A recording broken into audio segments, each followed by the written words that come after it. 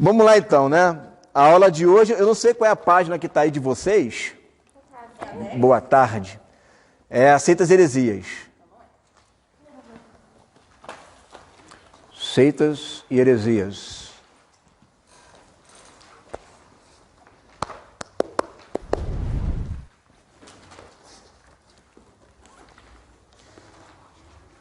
Eu vou estar dando uma dica para vocês como estar identificando, né, as seitas, as heresias. Claro que o propósito dessa aula aqui não é ficar ofendendo a fé de ninguém, né? A gente não quer ficar aqui ofendendo a fé de ninguém. Contudo, porém, entretanto, mas a gente tem uma fé. E eu quero justificar o porquê que nós temos essa fé. Tem muitas pessoas que se dizem ser cristãs, mas nem sabem por que é cristão. Ah, eu sou porque meu pai é, porque minha mãe foi, né? E acho que isso é suficiente. Outros é porque sente uma coisa boa, que sentiu uma coisa boa na hora do louvor, sentiu uma coisa boa, né? Tal, sentir coisa boa, católico também sente coisa boa, né? Então, nós queremos trazer uma fé racional, né? Pedro fala lá em 1 Pedro 3,15, para que nós estejamos sempre prontos a falar acerca da nossa fé, né? A razão da nossa fé. Agora você já parou para pensar? Sim, claro. Olha, eu não sei. Ninguém comentou nada? Não. Eu achei uma caneta dessa aqui. Ainda falta uma bolsa inteira então ainda.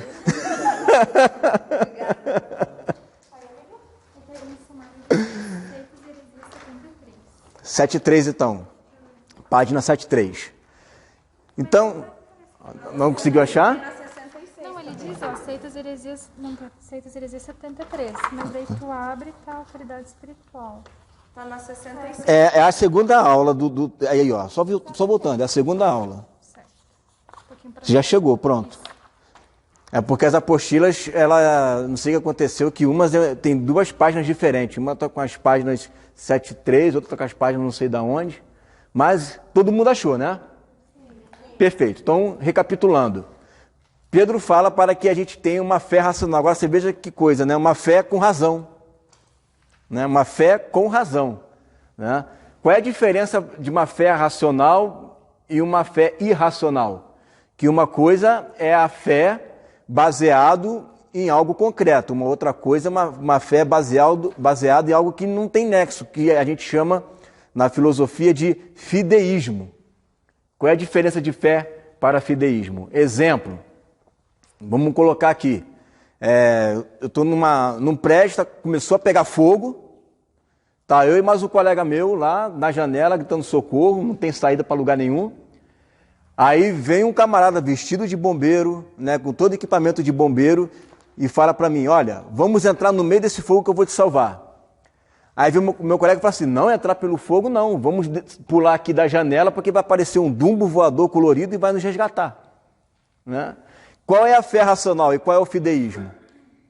A fé racional está mesmo que eu não sei o que vai acontecer, mas existe uma razão, porque tem alguém ali que está pronto para me salvar, que eu sei que eu posso confiar, que é quem? Um bombeiro. Agora, o fideísmo é eu acreditar que vai aparecer um dumbo voador. Qual é a razão disso daí? Não tem lógica um negócio desse. Né? Então essa é a diferença de fé para fideísmo. Você não está depositando a sua fé no nada. Você está depositando a sua fé em algo que é concreto. Tá? Então vamos lá. Ó. 2 Pedro 2,1. Mas houve também entre o povo falsos profetas, como entre vós haverá falsos mestres, os quais introduzirão encobertamente heresias destruidoras, negando até o Senhor que os resgatou, trazendo sobre si mesmos repentina destruição. Qual é o segredo desse texto aí, gente? O segredo é que vão aparecer falsos mestres e vão introduzir encobertamente. O que é encobertamente? Escondido.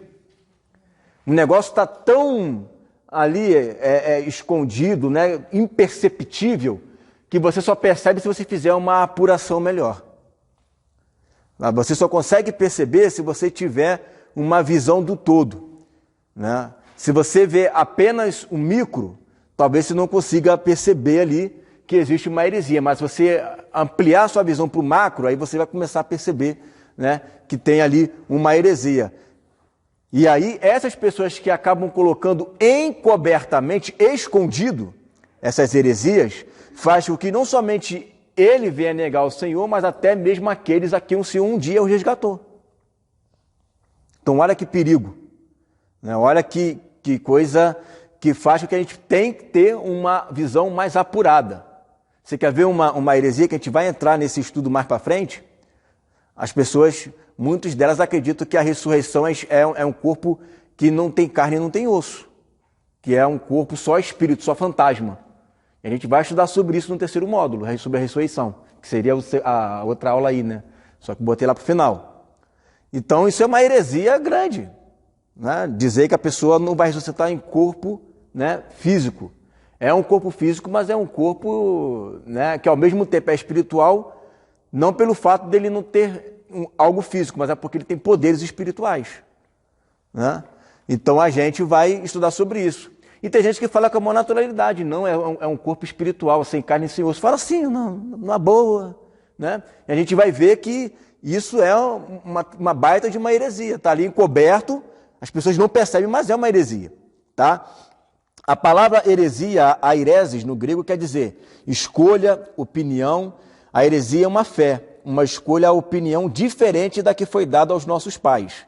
Uma equação equilibrada para se pesar se algo é herético ou não, são as 4 operações da matemática. Então, eu vou colocar aqui para vocês as 4 operações da matemática, e através dessas 4 operações você vai conseguir identificar uma seita.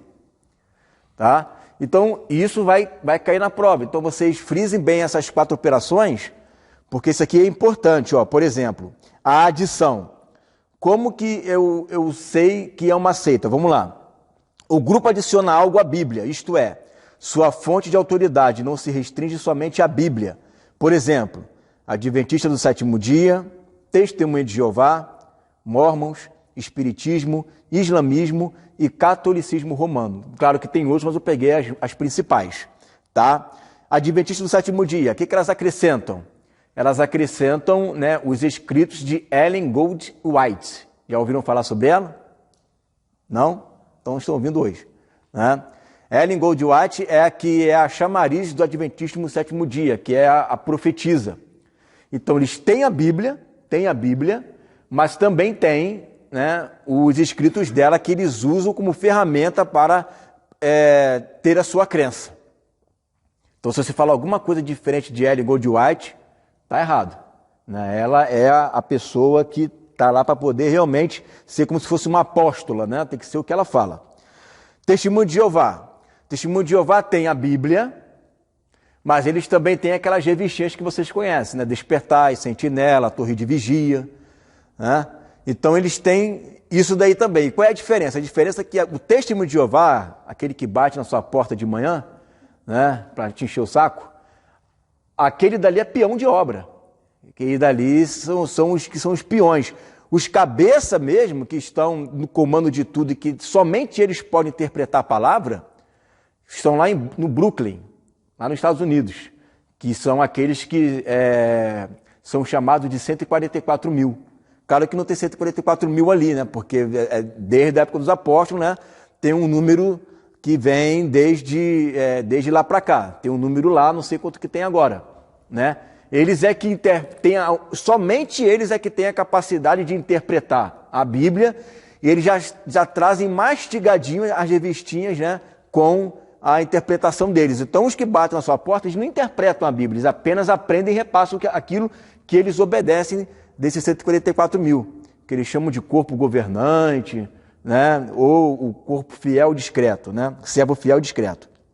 Os mormons também é fácil de identificar, porque além deles terem a Bíblia, eles também têm aquele livrinho azul. Já viu uma Bíblia azul, com a capa azul? Aqui não tem seita nenhuma, né? Que bom. Então, esse livro deles, né, é chamado de Pérola de Grande Valor. Onde é que tem uma igreja mormon aqui? Lá na praça. Aquela igreja enorme lá marrom, né, é onde tem os mormons lá. Né, que eu já vi, porque toda a arquitetura deles é iguais em todo lugar, tá?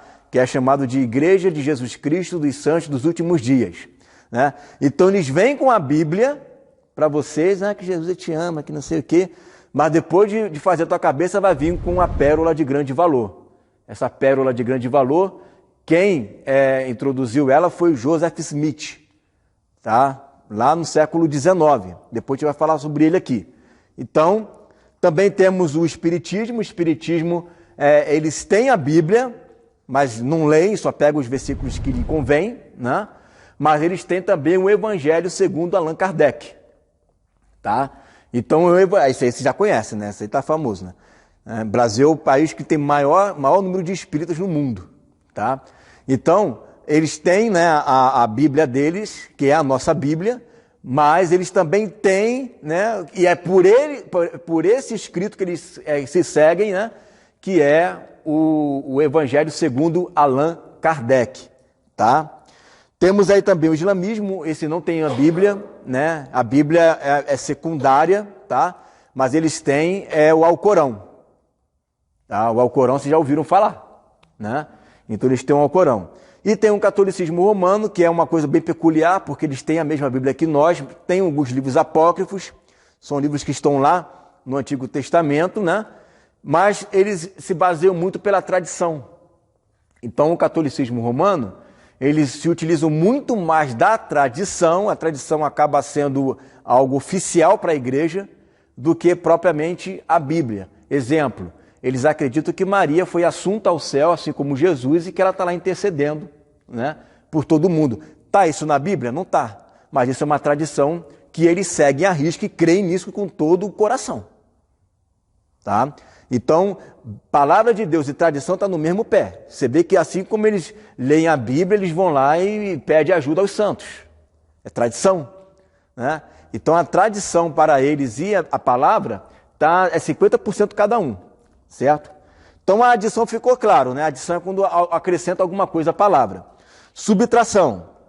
O grupo subtrai algo da pessoa de Jesus. Exemplo, maçonaria, Legião da Boa Vontade, Testemunho de Jeová, Mormons, Islã, Budismo e Hinduísmo. Maçonaria. Jesus é apenas um grande profeta, tá? Então, diminuiu a deidade de Jesus, tirou dele os atributos da sua divindade, onipresença, onipotência, presciência, onisciência e eternidade, tirou deles, né, esses 5 atributos que são exclusivos de Deus e rebaixou ele para ser um simples profeta, já é uma heresia. Então, quando alguém chegar para você que você percebe uma doutrina estranha, sempre pergunta de cara, para matar, para não ficar perdendo tempo. Pergunta para a pessoa, o que você pensa acerca de Jesus? Quem é Jesus para você? Dependendo da resposta, você já sabe, né, se a pessoa ela frequenta uma seita ou não. A Legião da Boa Vontade, que tem muito lá no Rio, é um braço, né, do Espiritismo, fundado aí por Alziro Zaru, né, também vê Jesus como ser iluminado, tá, e não como Deus. Testemunho de Jeová piorou. Eles entendem que Jesus é um ser criado, tá, que Jesus é um ser que foi criado, né, que ele é apenas um servo, é apenas um sócio de Deus. Né? Deus pegou Jesus e falou, vai lá e seja o caminho para a minha salvação. Né? E Jesus passa a ser apenas um caminho, um meio para se alcançar a Deus, e ele é um ser que é apenas mais um exemplo, né? Um grande irmão. Jesus é um grande irmão. Né? Nós temos aí os mormons que também veem Jesus como fazendo parte da família criadora de tudo, assim como Deus criou Satanás, e nós, dos anjos e Jesus, todos são irmãos. Na visão deles, eu e Satanás somos irmãos. Né? Todo mundo é irmão, só que ele é um irmão de ovelha negra. Né? É um irmão rebelde. Satanás é um irmão rebelde. Tá? O Islã também vê Jesus como um profeta, apenas como um profeta, como Moisés foi, como Elias foi, como outros foram. Né? Budismo e hinduísmo veem Jesus também como aquele que alcançou o karma, aquele que alcançou, né, a luminosidade da vida, né, através de sucessivas reencarnações. Né? Então Jesus é esse daí. Entendeu? Né? A subtração diminui a deidade de Jesus. Tá? A multiplicação prega uma autossalvação. Crê em Jesus, né, é importante, mas não é tudo. Ou seja, você tem que crer em Jesus, mas você tem que fazer alguma coisa a mais para que você possa conseguir a salvação. Então, Jesus não é suficiente. A salvação é pelas obras, né? E às vezes repudiam publicamente o sangue de Jesus. Nós temos aí Sechonoye, não sei se aqui em Lages tem Sechonoye, que é uma religião oriental, o próprio nome já indica isso, né? Os mormons, religiões afros, aí você vê Candomblé, Umbanda, Quimbanda, né? Todo esse grupo aí que é religiões afro, né? E mais uma vez também o espiritismo. Por que você acha que os espíritas, o pessoal da Legião da Boa Vontade, eles trabalham muito, né, no tocante a ajudar as pessoas, no tocante a fazer tudo para poder acudir as pessoas, porque eles acreditam que é isso que salva, né? Para eles não é Jesus quem salva. Para eles, o que salva são as obras, tá?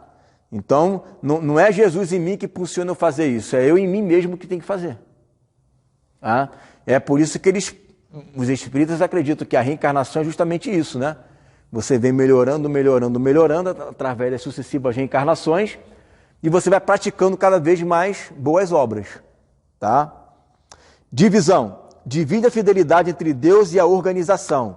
Desobedecer à organização ou igreja equivale a desobedecer a Deus. Não existe salvação fora do sistema religioso. Exemplos de novo, Testemunho de Jeová está em todas, né? Está batendo tudo aqui, né? Testemunho de Jeová, Mormons, Islã, fé, Bahá'í, aí está Babai, né? Mas é Bahá'í com H, entre outros, né? Então, o que eles vão ensinar aqui? Eles vão ensinar que se você sair daquela religião, tu está condenado. Saiu da religião, está condenado, né? Tem que permanecer ali naquela religião, tem que permanecer ali naquela fé, porque se sair dali já era, né? Por isso que tem muitos testemunhos de Jeová que quando a pessoa larga ali, né, o salão do reino, que eles chamam, né, o salão do reino, eles são considerados apóstatas. São considerados apóstatas e são discriminados pela família. Por quê? Porque eles viraram agora, né, o cachorrinho que voltou para o seu próprio vômito, né? E o Islã, pior ainda, tem gente que recebe ácido na cara, o pai deserta o filho, né? Então é pior ainda. Então não tem salvação fora daquilo dali. Nós não, né? Nós acreditamos, né, que, claro, né, não são todos os caminhos que levam a Deus. Mas a gente jamais vai dizer, poxa, se você for para a Assembleia, você está condenado. Não. Se você for para a Presbiteriana, perdeu a salvação. Não é isso. A gente não ensina isso, né? Porque a gente sabe que Deus conhece os corações de todo mundo. E somente Ele pode julgar se a pessoa vai ser salva ou não. Tá? Então vamos lá. Então, fechando essa questão aí das 4 operações, né, para a gente poder identificar a seita, vamos trabalhar agora a respeito do catolicismo romano. Tá? Todos sabem que o título Papa é empregado para o supremo chefe da Igreja Católica Apostólica Romana. Este termo vem do grego e significa pai.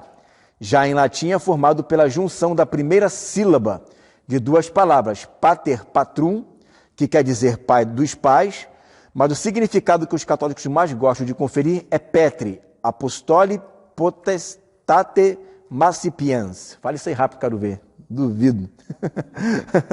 Isto é, aquele que recebe autoridade do apóstolo Pedro. Tá? Então, para eles, o Papa nada mais é do que um sucessor do apóstolo Pedro. Tá? É um sucessor do apóstolo Pedro e ele é o pai dos pais. Certo? O que ele falar é lei ali. A não ser se for uma coisa assim muito, né, extravagante, algo realmente que venha indicar uma apostasia enorme, aí vai lá os cardeais lá, né, e tal, que eles vão tirar ele de lá. Mas fora isso, que ele falar, já era, tá? Segundo a doutrina católica, o Papa é o sucessor de São Pedro no governo da Igreja Universal e o vigário de Cristo na Terra, o representante, né? Tem autoridade sobre todos os fiéis e sobre toda a hierarquia da Igreja. Além da autoridade espiritual, exerce uma territorial, interrompida de 1870 a 1929, que a partir de 1929 foi limitada ao Estado da Cidade do Vaticano. Tá? Então, O Vaticano é o menor país do mundo. Aquilo ali é um país dentro de outro país. Tá? É um Estado que tem o seu exército, que tem as suas leis, tá? E que fica dentro, né, da Itália. Correto? Agora, como que se chegou a isso daí? Uma historinha de 2 minutos, bem rápido, né?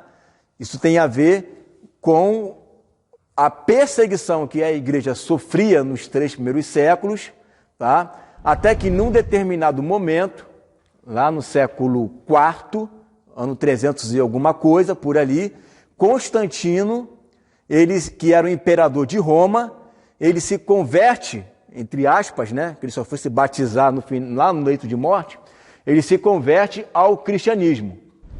E a partir daí que ele se converte ao cristianismo, o cristianismo passa a ser parte da fé do Estado. Tá? Porque o Império Romano ali tomava, né, a Europa, parte ali do Oriente Médio. Né? Então, todo mundo que antes estava sendo perseguido, sendo tocha de esquina, né, sendo jogado aos leões, agora não. Agora nós somos cristãos. Né? E aí, aquelas pessoas que antes eram perseguidas, agora eles têm que se tornar cristãos. E os pagãos, que antes adoravam lá seus deuses, Júpiter, né, e outros mais, eles foram o quê? Obrigados a se tornarem, né, cristãos. Ou seja, se tornaram cristãos, não somente eles, mas também todo o governo, né, porque se você não obedece ao imperador, você é punido de morte. Todo o governo se torna, então, cristão. Não porque eles se converteram a Jesus, não porque é de coração, mas por conveniência, né? Por conveniência e política. É igual aos dias de hoje, né? Em 2018 teve até ateu indo tomar fazer comunhão lá na Igreja Católica, né? Só por causa da politicagem. Depois nunca mais foi, depois que perdeu as eleições, né? Então, por conveniência as pessoas fazem tudo. Né? Por conveniência, as pessoas vão lá e se tornam cristãs. Só que isso daí não foi uma questão de conversão, foi uma questão de política, porque ele também queria que houvesse paz ali. Só que através dessa suposta paz, passou a existir então, né, um Estado que começou a fazer o que a gente chama de sincretismo religioso, que é o quê? Que é fazer a migração, né, dos deuses pagãos com o cristianismo. Exemplo, bem prático aqui. Vocês já ouviram falar sobre a Missa do Galo, né? O que é a Missa do Galo? A Missa do Galo nada mais é do que uma adoração ao mitraísmo. Né? O mitraísmo é a adoração ao Deus Sol. Tá? E a Igreja Católica veio trazendo isso. Por isso que é chamado o quê? De Missa do Galo, porque o galo canta quando o sol nasce.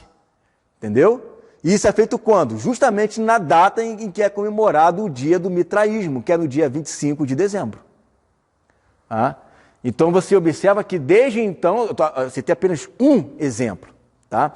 Desde então, né, existe esse sincretismo, né, essa costura, para que não houvesse, né, uma briga, né, entre aqueles que eram pagãos e aqueles que eram cristãos. Então vamos fazer aqui uma mistura, vai ficar todo mundo feliz. Tá?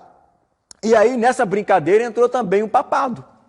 Né? E qual é o texto que eles usam para poder justificar isso daí? É o texto de Mateus 16, 13 e 19. Vamos olhar esse texto aí. E chegando Jesus às partes de Cesareia de Filipe, interrogou os seus discípulos, dizendo: quem diz os homens ser o Filho do Homem? E eles disseram, uns João Batista, outros Elias, e outros Jeremias ou um dos profetas. Disse-lhes ele: e vós quem dizeis que eu sou? E Simão Pedro respondendo disse: tu és o Cristo, o Filho do Deus vivo. E Jesus respondendo disse-lhe: bem-aventurado és tu, Simão Barjona. Simão Barjona ali, Bar é filho, tá? Não é que é sobrenome dele não, é porque Bar no hebraico é filho, filho de Jonas, né? Porque tu não revelou a carne e o sangue, mas meu Pai que está nos céus. Pois também eu te digo que tu és Pedro, Petros, eu grifei aí, né? E sobre esta pedra, Petra, edificarei a minha igreja. E as portas do Hades não prevalecerão contra ela. E eu te darei as chaves do reino dos céus. E tudo que ligares na terra será ligado nos céus. E tudo que desligares na terra será desligado no céu. Então eles vão usar esse texto aqui, tá? Para dizer que Pedro, recebeu de Jesus as chaves do reino e a partir dele se tornou a pedra da igreja. Tá? Só que o texto, ele está dizendo o seguinte, certo? Pedro, ele acaba de falar ali que tu és o Cristo, o Filho do Deus vivo.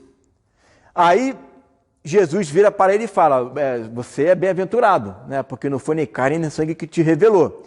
Eu também te digo uma coisa, Pedro, né? Tu és Petros. O que é Petros? É uma pequena pedra removível, uma pedrinha. Tu és Petros. E sobre esta pedra, o que é uma pedra? É um grande bloco rochoso e removível. Que pedra é essa? É essa pedra que você acabou de declarar que eu sou. Qual foi a declaração de Pedro? Tu és o Cristo, o Filho do Deus vivo. E sobre este Cristo que você acabou de falar, eu vou edificar a minha igreja.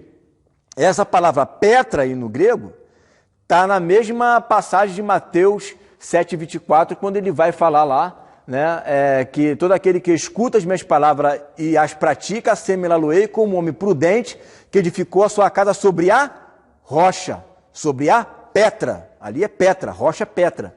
Então Pedro é pedrinha e Jesus é a rocha. Tá? Jesus é a pedra de esquina.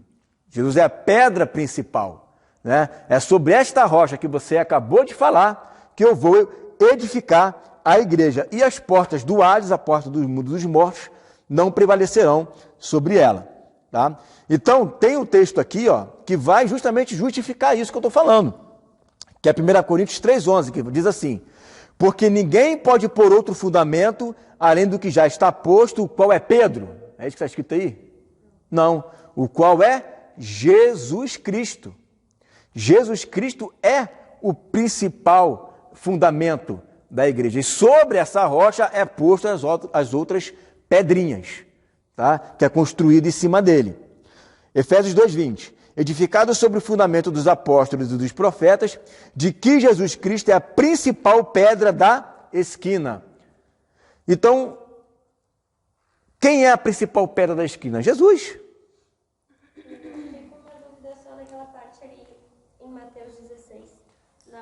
Depois dessa parte da Petros e pedra ali, e te darei as chaves dos reinos. Autoridade do reino. Vai dar autoridade do reino.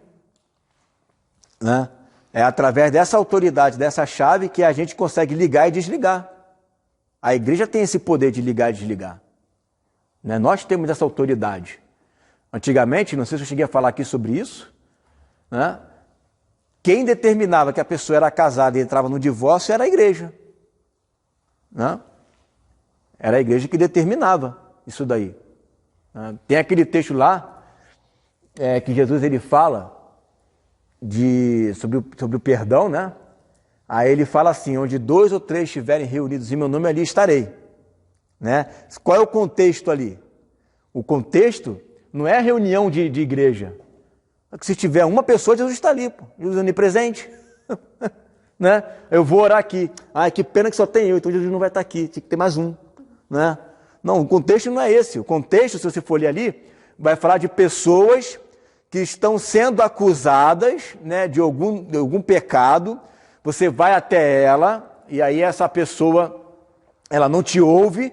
Você vai e leva 2 ou 3 testemunhas, essa pessoa não te ouve, você leva a igreja vai julgar o caso. Não é isso que diz o texto? Então, leva a igreja vai julgar o caso. Aí Jesus fala, porque onde 2 ou 3 estiverem reunidos em meu nome, ali estarei.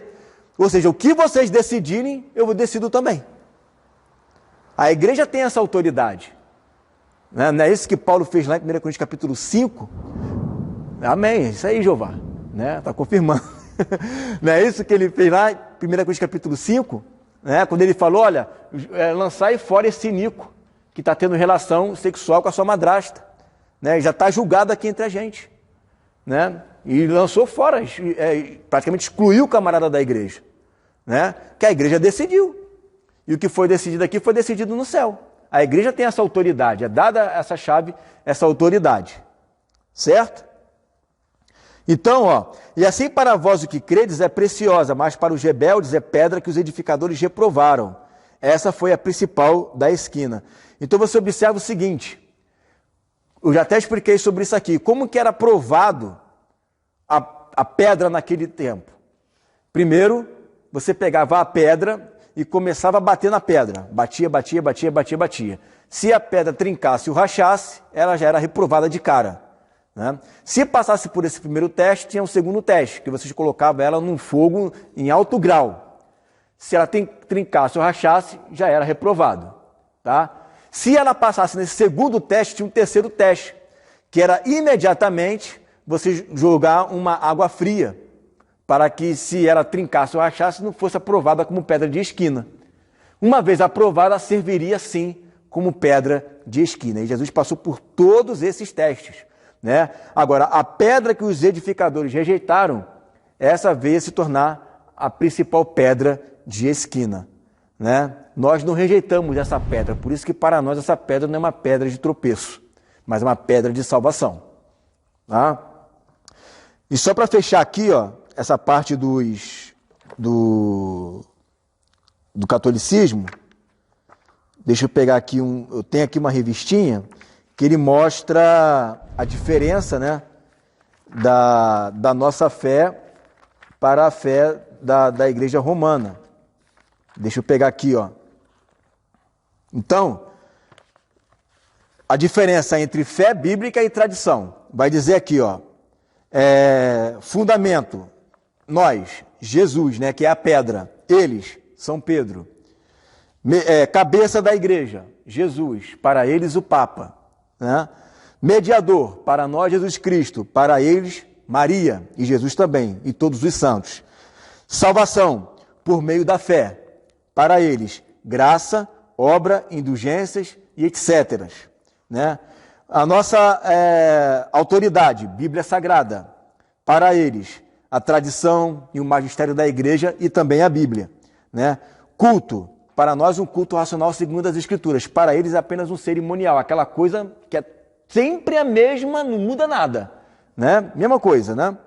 O objeto de culto, né? Nós temos, né, a adoração ao Pai, ao Filho, né? Eles não. Eles têm a adoração ao Pai, ao Filho, ao Espírito, ao Santo, a Maria, à hóstia, aos santos, imagem e relíquia, tá? Após a morte, né, estaremos com Cristo. E eles, né, o fogo do purgatório, né? Então, tá lascado aí, né, essa turma. Então, olha só, fechou aí a questão do catolicismo, vamos partir agora para os mormons. Vamos lá. A Igreja de Jesus Cristo dos Santos dos Últimos Dias, né, o SUD, foi fundada por Joseph Smith Jr., nascido em Sharon, estado de Vermont, nos Estados Unidos, em 23 de dezembro de 1805. Joseph Smith declarou que Deus, o Pai, em forma humana, ó, Deus é Espírito, né? João 4:24, Deus é Espírito, mas aqui apareceu de forma humana, né? E Jesus Cristo aparecendo para ele em 1820, e que ele perguntou-lhes, ó a pergunta ousada dele, qual de todas as seitas era a verdadeira, a fim de saber a qual unir-me? Joseph Smith diz, né? Foi-me respondido que não me unisse a nenhuma delas, porque todas estavam erradas. Ó, que ousadia. Que todos os seus credos eram uma abominação à sua vista. Isso aí está lá naquele livrinho, né, de pérola de grande valor que eu falei no início. Tá? Vamos continuar lendo aqui, ó. Joseph Smith afirmou que em 1823, aí mais na frente, né, um anjo chamado Moroni o visitou em sua casa e o instruiu para que ele cavasse no monte chamado Cumorah, perto de Palmyra, Nova York, onde ele encontraria importantes registros relacionados com a Bíblia e com o Evangelho de Jesus Cristo. Alguns anos depois, fazendo a escavação, ele encontrou placas de ouro escritas em hieróglifos do egípcio reformado, ou seja, um idioma inexistente. Este livro foi publicado pela primeira vez em 1830. Agora, o que a Bíblia fala com relação, né, a você receber revelações, mesmo que seja de um anjo? Está aí em Gálatas 1:8, que se mesmo eu, o anjo do céu, vos anunciar um evangelho diferente a este que está posto, que seja esse considerado anátema, amaldiçoado, né? Então a pessoa recebeu, né, vê aqui um anjo, já veio um anjo, e um anjo apareceu, ô glória, né?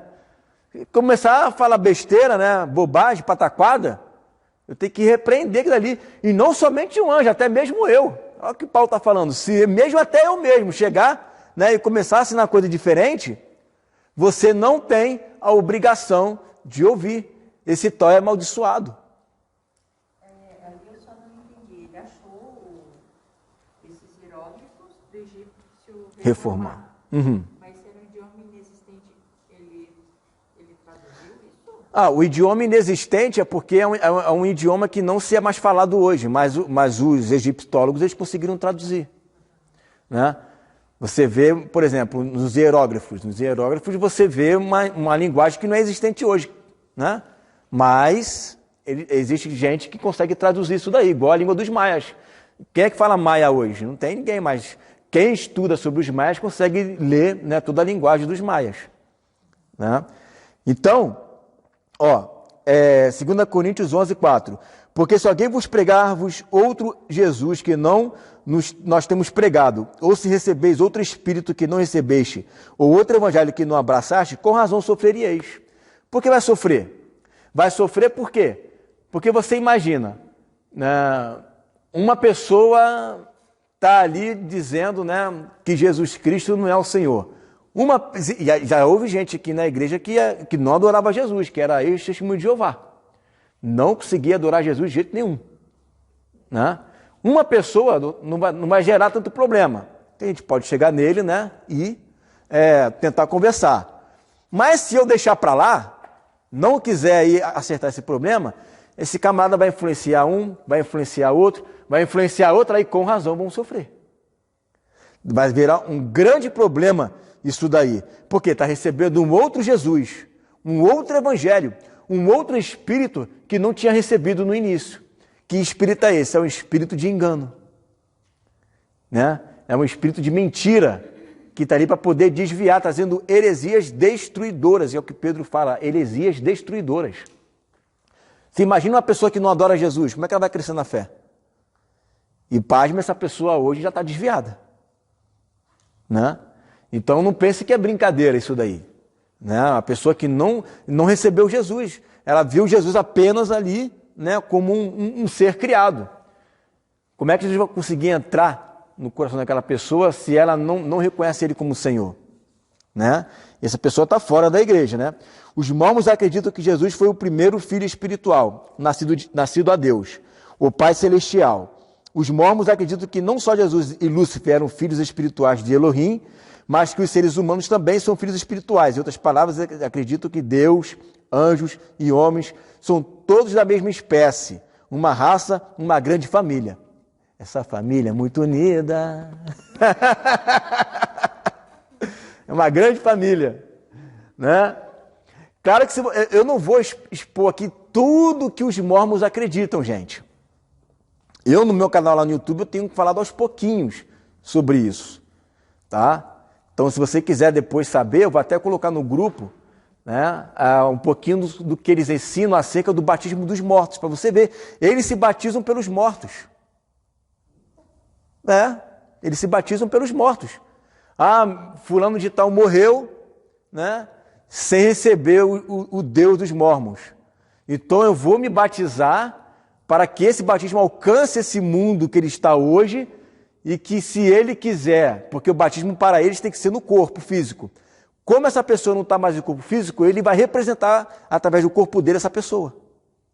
Né? E aí eu vou lá e mostro os textos, né, que eles ensinam sobre isso e vou descascar em cima disso aí. Depois eu vou postar lá no grupo a respeito do batismo dos mortos, que eles ensinam. Tá? Então, muitas doutrinas que eles têm para eu explicar tudo rapidinho aqui. Tá? Mas, vamos ver a diferença então. Né? Jesus é Deus, em quem temos a redenção pelo seu sangue, a saber, a remissão dos pecados, o qual é a imagem do Deus invisível, primogênito de toda a criação. Porque nele foram criadas todas as coisas que há nos céus e na terra, visíveis e invisíveis, sejam tronos, sejam dominações, sejam principados, sejam potestades, tudo foi criado por ele e para ele. Ele é antes de todas as coisas, e todas as coisas subsistem por ele. Ele é a cabeça do corpo da igreja, é o princípio e o primogênito dentre os mortos, para quem tudo tenha preeminência, porque foi do agrado do Pai que toda a plenitude nele habitasse. Então, em Jesus, né, nós sabemos que a plenitude do Pai, a plenitude da divindade, que está lá em Colossenses 2,9, habita nele corporalmente, 100%. O 100% de Deus está em Jesus. O 100% dele está em Jesus. Tá? Eles ainda falam mais coisa ainda, eles falam que todos nós somos Deus. Todo mundo é Deus. Vão usar um texto lá de João, no capítulo 8, né? Onde vai falar, vós sois deuses, que eu não vou explicar isso aqui, mas posso deixar depois o vídeo lá disponível, né?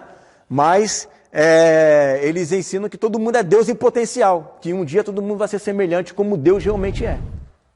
Inclusive eles falam que, como eles pregam muito essa questão da família, eles são a favor da bigamia, né? E você sabe o que é isso, né? Então um homem pode ter várias mulheres. Joseph Smith então tinha um monte de mulheres, não um harém que ele tinha, né? Então eles acreditam que lá no final, depois, quando terminar tudo, na salvação, todo mundo vai ter um planetinha, e nesse planetinha todo mundo vai ter a sua família ali unida, que era o propósito de Deus no Éden, segundo eles, né? Então é mais ou menos essas aberrações que eles não vão chegar de cara e vão falar isso para você. Isso aí fica só para o final, tá? Depois que fez a lavagem cerebral é que eles vêm com esses daí. Então olha só, gente, espiritismo, né? Vamos falar sobre espiritismo. No dia 3 de outubro de 1804, nascia em Lyon, na França, Allan Kardec, educador, escritor e tradutor francês, que ficou famoso pela doutrina espírita. Allan Kardec procurou demonstrar que o espiritismo em nada tem a ver com o sobrenatural, tá? Porque para ele isso era superstição. Mas, ao atrelar a ciência, obrigatoriamente se fez necessário vincular a origem da humanidade à teoria da evolução. Então, eles sempre ensinam isso, né? Não somente isso, mas também o teosofismo. Teosofismo é um braço também do espiritismo, né?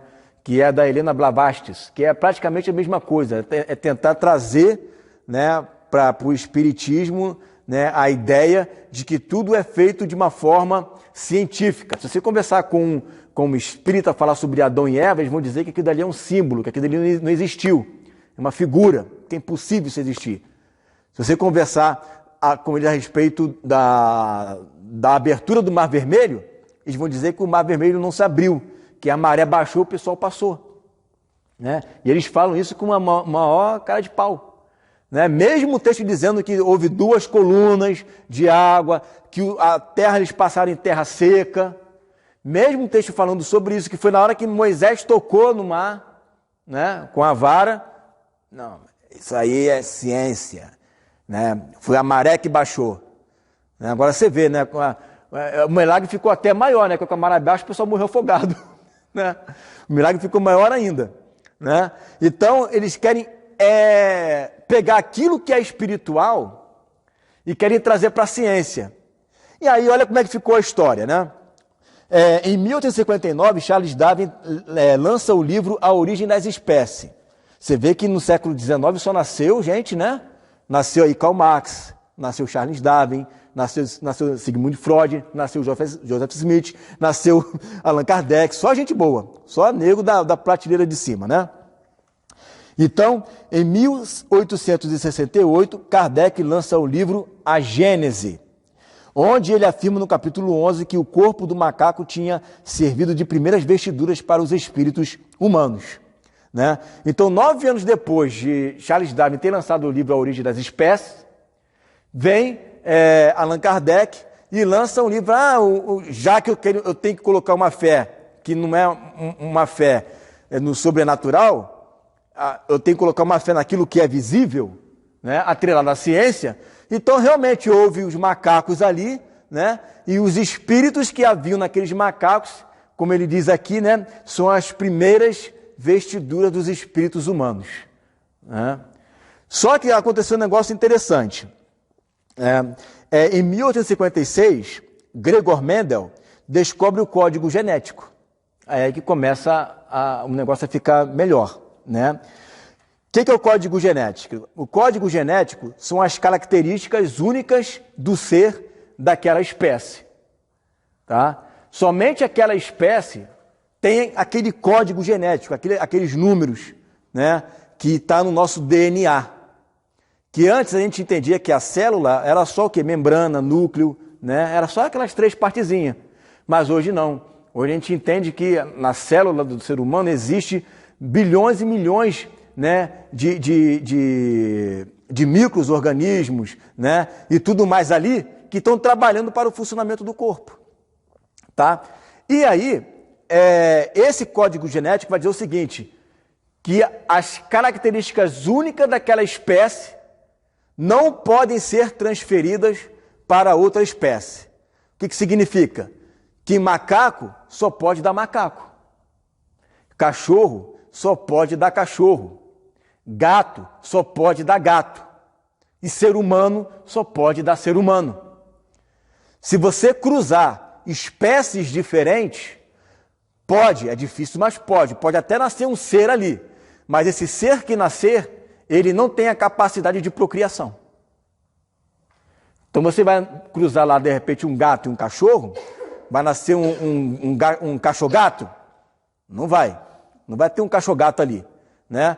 Mas o ser que nascer, ele não tem a capacidade de procriação, porque você está misturando os códigos genéticos, ele não tem como misturar, né? Você pode sim ter relações, né, com seres familiares, o urso da selva, o urso polar, né? Não tem problema, né? Raças diferentes, mas são raças da mesma espécie, aí não tem problema. Mas quando muda de espécie, aí já gera um problema, né? E aí nós vemos aqui, ó, em Gênesis 1:25, o que está escrito aqui? E fez Deus as feras da terra conforme o quê? A sua espécie. Mendel descobriu isso em 1856. Moisés já fala sobre isso há mais de 4.000 anos. Cada um segundo a sua espécie, né? Então, a Bíblia, que é Deus quem criou tudo, né, por intermédio da sua palavra, não precisa da teoria da evolução para explicar as coisas, porque a própria Bíblia já está explicando como que se cria. Quer ver outro exemplo? O maior intelectual vivo no mundo hoje é um judeu chamado Noam Chomsky. Ele é um neurolinguista. Ele está na casa dos 90 e pouco de anos já. Eu sempre, quando vou falar sobre uma palestra de criação e evolução, uso ele como exemplo. Eu tenho até falado, né? Vai chegar um momento que eu vou dizer, existia um homem, que está com o pé na cova já, né? Existia um homem chamado, mas hoje ele está vivo ainda. Ele é o maior intelectual vivo no mundo, por exemplo, né? No tempo de Einstein, que era o maior intelectual vivo no mundo, era Einstein. E hoje é ele, né? E incrível que os dois, né, são judeus, para você ver, né? E o que ele fala? Que a linguagem do homem, ela é inata. Ela não é nata, ela é inata, ela precisa ser desenvolvida, né, no ser humano. Ainda que o ser humano tenha a capacidade de falar, né, ele precisa de um aprendizado para poder falar. Se você pegar um ser humano e isolar ele, colocar numa bolha, ele não vai desenvolver a fala, apesar de ter a capacidade disso, mas ele não vai desenvolver a fala, certo? Isso contradiz a teoria da evolução, porque a teoria da evolução, o que o homem falava no início? Era assim, né? E aos poucos foi, né, desenvolvendo. E aí ele vai dizer o seguinte, que um homem ele só aprende a linguagem se o outro ensinar ele. Se ninguém ensinar essa linguagem para aquela pessoa, ela não tem como aprender. Aí você chega em Gênesis, no capítulo 1, quem é que está conversando com Adão? Deus. Então quem ensinou Adão a falar? Foi Deus, né? Depois eu vou deixar lá no grupo, tá? Um nome de cientistas que são cientistas cristãos, renomados, tem artigos publicados, né? Aí tem o Ben Stein, Alistair McGrath, acho que é assim que se pronuncia, né? John Lennox, William Lane Craig, Deepak Chopra e Dinesh Souza. Ainda tem também o outro agora que eu não estou lembrando, Adalto Lourenço, que é brasileiro, né? Então, se você se interessar por esse assunto, né, vou deixar depois lá no grupo, né, o nome deles lá. E também tem no cérebro humano um nucleotídeo, né, que é o PFOX2, tá? FOXP2, perdão, é o FOXP2. Esse nucleotídeo, somente o ser humano tem. Só ele. Não tem nada se você for rastrear os animais, o macaco, o chimpanzé, nenhum deles tem isso. O que é isso? Né? Isso é só o ser humano tem, que quando você está me ouvindo agora, você consegue me ouvir, traduzir o que eu estou falando e o seu cérebro está trabalhando em milésimo de segundo. Quem está fazendo isso é o FOXP2. Somente o ser humano tem esse FOXP2 na mente. Somente ele consegue captar, né, a linguagem. É ele que capta a linguagem. É o FOXP2 que está traduzindo o que você está recebendo, está ouvindo e em milésimo de segundos ele passa a informação para o seu cérebro.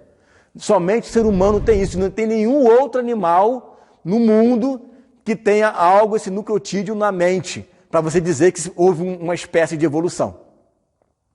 Aí sabe o que é aqueles teóricos dos alienígenas vão dizer? Quando eles descobriram isso? Que nenhum ser humano tem isso. Aliás, nenhum ser vivo tem isso no mundo. Então, quem colocou isso foi alienígena. Foi alienígena que plantou isso daí nos primeiros homens que estavam na Terra. Né? Porque os teóricos dos alienígenas, né? Tem esse programa lá no History 1 e History 2. Então, eles dizem isso, que foi os alienígenas que plantaram isso daí no ser humano. Tá? Então, não tem como. Se o Espiritismo quiser vincular a fé deles à evolução, estão lascados, porque não existe como. Ainda mais hoje que nós temos essa ciência tão abrangente que tem essa questão do design inteligente. Você deve ter ouvido sobre isso daí. O design inteligente, que é científico, mas eles não apontam para um Deus, tipo o Deus de Israel, né, ou o Deus islâmico e tal. Eles simplesmente apontam que existe um Criador. Existe um Criador. É só isso que eles falam. Né? E como que eles chegam a essa conclusão? Eles chegam a essa conclusão porque eles entendem que tudo que existe no mundo não pode ter sido criado do acaso. Porque é de uma perfeição tão grande que tem que ter uma mão inteligente por trás de tudo isso. Seria a mesma coisa que eu chegasse e estivesse lá dirigindo, né, um caminhão, e no caminhão tivesse lá um saco de farinha, leite, açúcar, ovo, né, e mais o pacote lá de chocolate em pó, e eu estou lá dirigindo o caminhão, bato com o caminhão, bum, explode tudo, pega fogo, aí quando o bombeiro chega lá, tem um bolo pronto. Né? Praticamente é isso que eles estão dizendo. Houve uma grande explosão e dessa explosão criou eu e você. Né? Olha que coisa boa, né? Da explosão veio um homem, né? Veio toda essa complexidade do universo. Então o que eles vão dizer? Que não tem nada no ser humano e nos animais, né? Claro que tem toda uma... É porque a gente não está lá na Revo House, não é? Eu vou passar um vídeo para vocês verem sobre o design inteligente. Mas na semana que vem a gente vai estar lá, porque essa aula vai ter que ter slide, que a gente vai falar sobre maçonaria. Tá? A gente vai ter que estar lá na semana que vem. E aí esse vídeo vai explicar melhor como que funciona esse design inteligente, que mostra que tudo que existe no mundo não pode ser obra do acaso, é impossível. Aí o que o maior ateu ativista hoje diz, que é o Richard Dawkins? O que ele vai dizer? Né? Tudo bem, essa teoria do design inteligente é realmente impactante, né? E tem fundamento. Mas como ele é ateu, o que ele vai dizer? Que foi um ser alienígena inteligente que por meio de um processo evolutivo deu a vida aqui da Terra. Eles não abrem mão, não adianta que eles não vão abrir mão. Mas eles entendem que nada que está feito aqui no mundo hoje pode ter sido feito uma obra do acaso, que isso é impossível. Certo? Então eles vão dizer, olha só que interessante, né? Para a gente estar finalizando aqui, que eles acreditam em sucessivas reencarnações. Né? Então o ser humano ele é um ser reencarnado, né? Que ele vai transmigrando a sua alma de um corpo para o outro, e eles vão usar como base o texto de João Batista, que na verdade no de João Batista, do profeta Malaquias, capítulo 4, que vai dizer que eu enviarei o profeta Elias. Aí eles entendem que ao enviar o profeta Elias, ele está se referindo ao envio do João Batista, que é a reencarnação do profeta Elias. Eles dizem isso. Né? Só que quando fala que eu enviarei o profeta Elias, não está se referindo que vai enviar o profeta Elias, mas que vai enviar alguém no mesmo espírito do profeta Elias. Porque Elias nasceu em um período que havia apostasia. João Batista também. Elias veio trazendo uma palavra de arrependimento, com poder, com força, né? João Batista também, né? E ninguém sabe melhor do que o próprio João Batista. Perguntaram aqui no versículo 21, né? Só para a gente encurtar aqui, né? E perguntaram-lhe então, quem és tu, Elias? E disse, não sou, és tu profeta? E respondeu, não. Então o próprio João Batista fala, eu não sou Elias. Ninguém sabe melhor do que o João Batista. Eu não sei melhor do que ele, nem Allan Kardec sabe. E o próprio João Batista fala que ele não é o Elias. Até porque essa doutrina da reencarnação, se fosse algo realmente verdadeiro, até pela ciência, ela não iria conseguir ficar de pé. Por quê? Porque existe uma lei, das diversas leis da ciência, que uma delas é a lei da entropia, que as coisas sempre estão indo, né, de uma maneira perfeita, né, até se tornar imperfeita, vai se degradando. É a lei da entropia. Se eu deixar uma casa sem arrumar, o que vai acontecer com essa casa? Vai encher de poeira, tudo mais. Se eu deixar um bolo ali e não comer, vai pegar bolor e tudo mais. Nada vai se aperfeiçoando, a não ser que você cuide dela. Se você não cuidar, as coisas vão se envelhecendo, se estragando. É uma lei certa da entropia. E o que a reencarnação ensina?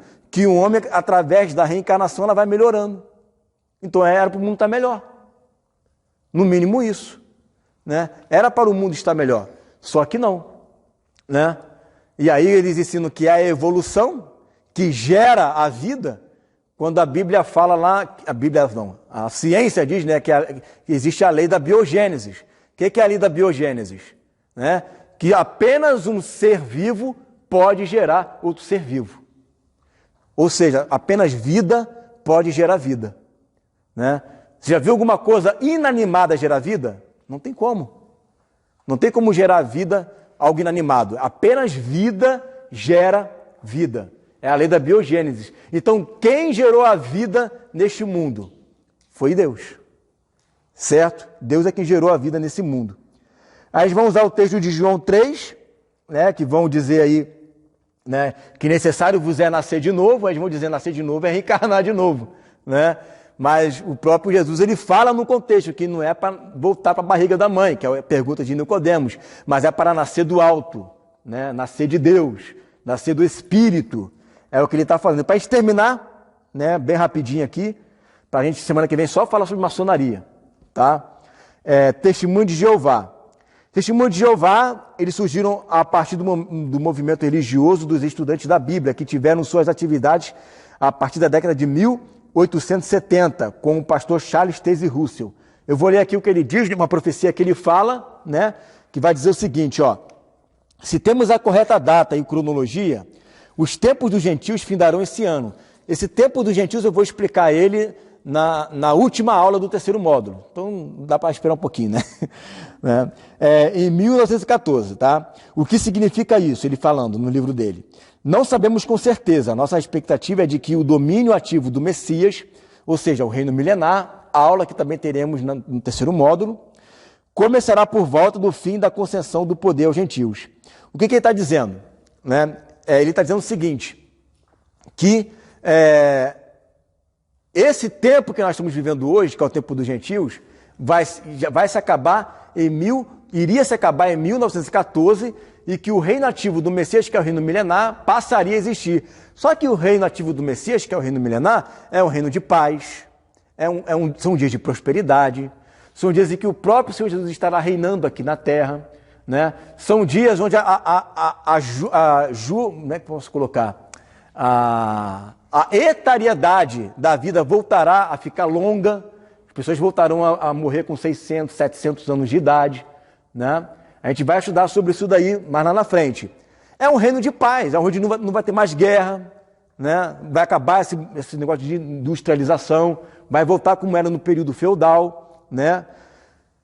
Só que em 1914, até coloquei errado aqui, botei Segunda Guerra Mundial, só que não é, estoura a Primeira Guerra Mundial, para azar dele.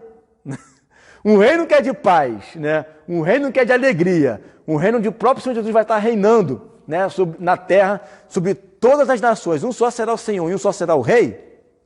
Aí estoura a Primeira Guerra Mundial, para azar dele, né? Aí o que ele vai falar? Jesus voltou, só que de modo espiritual. Engraçadinho, né? Ninguém está vendo. Ninguém está vendo, né? De forma espiritual. Tá de forma espiritual, como é que eu estou vendo? Né? Aí ele vai e inventa essa desculpa. Tá? Só que a Bíblia fala que ninguém sabe o dia e a hora em que ele voltará. Então já começa a perceber que tem um negócio errado aí nesse profeta. E uma outra coisa que ele vai dizer aqui, né, é a respeito de Jesus, que Jesus é um ser criado. Eles vão colocar uma tradução aqui que é bem diferente da nossa, olha só, que está lá na tradução do Novo Mundo. João 1:1. No princípio era a palavra, e a palavra estava com Deus, e a palavra era um Deus. Olha, esse um tem toda a diferença. É que seria como se fosse Deus aqui, né, e Jesus ser um outro ser diferente do primeiro. Só que o texto não tem um. Né? Vamos ler a NVI, que é o texto que é a Bíblia que nós usamos aqui na igreja, né? Ó, no princípio era aquele que era a palavra, e ele estava com Deus e era Deus. Estava com e era Deus. Não era um Deus, como se fosse um Deus de segunda classe, né? Um Deus ali associado, é só um sócio que Deus chamou. Né? Não, ele estava com e era Deus. Né? Era Deus, certo? E aí, tem aqui um texto que é da Bíblia deles de 67, que vai dizer assim, ó, mas ao trazer novamente seu primogênito à terra habitada, ele diz, e todos os anjos de Deus o adorem. Essa versão parou de ser publicada, tá? Porque foi um erro de tradução deles aí. Né? Uma Bíblia verde, acho que você só encontra no Mercado Livre. Né? E aí, como traduziu errado, o pessoal estava, não, mas tá aqui, tem que adorar Jesus, ó, tá aqui escrito. Né? Eles não tinham como fugir disso aí, né? Aí eles foram e republicaram, corrigindo, aonde estava escrito adorar, para colocar prestar homenagem. Em todas as palavras que a palavra adorar é proskineu no grego. Aonde tem proskineu, eles vão lá e mudam para prestar homenagem. Né? Mas quando é proskineu para o pai, aí eles colocam adorar. Quando é proskineu para o filho, aí é prestar homenagem. Quando é proskineu para o diabo, é adorar. Aí quando volta para o filho, é homenagem. Você vê como é que eles deturpam a palavra, né, na cara de pau deles. Né? Tem um texto aí, depois você lê, onde Jesus perdoa os pecados, e se ele perdoa os pecados é porque ele é Deus, é o que ele está falando. Tá? Ele recebeu a sua autoridade para perdoar os pecados. E eu vou ler o texto aqui de Apocalipse 1, 7 e 8, que diz assim, eis que ele vem com as nuvens, e todo olho verá, até mesmo aqueles que o traspassaram. E todos os povos da terra se lamentarão por causa dele. Assim será. Amém? Eu sou o Alfa e o Ômega, diz o Senhor Deus, o que é, o que era e o que há de vir, o Todo-Poderoso. Então Jesus é o Todo-Poderoso, a não ser que existam dois todos poderosos. Aí não tem como, é mitologia grega, né? Vamos ficar se debatendo lá, brigando, né? Mas então, gente, a gente finaliza aqui, né? Você vê que é bastante informação, é muita informação, não é pouca informação, né? Mas eu estou gravando essa aula, que eu vou também publicar lá no YouTube, caso você queira ouvi-la e anotar os textos novamente, tá bom? Na aula que vem, a gente vai estar fazendo lá na Revo, porque eu vou precisar do slide. Não tem como ter essa aula sem slide, porque era totalmente visual. A gente vai falar sobre maçonaria. E aí a gente vai decidir ali como é que vai ser feito, dividir, né, em 2 grupos, né? Vamos ver como é que vai ser feito, tá bom? Ficou alguma dúvida? Querem comentar alguma coisa? Eu só não vou perguntar porque já passou da hora. Né? Vamos orar então?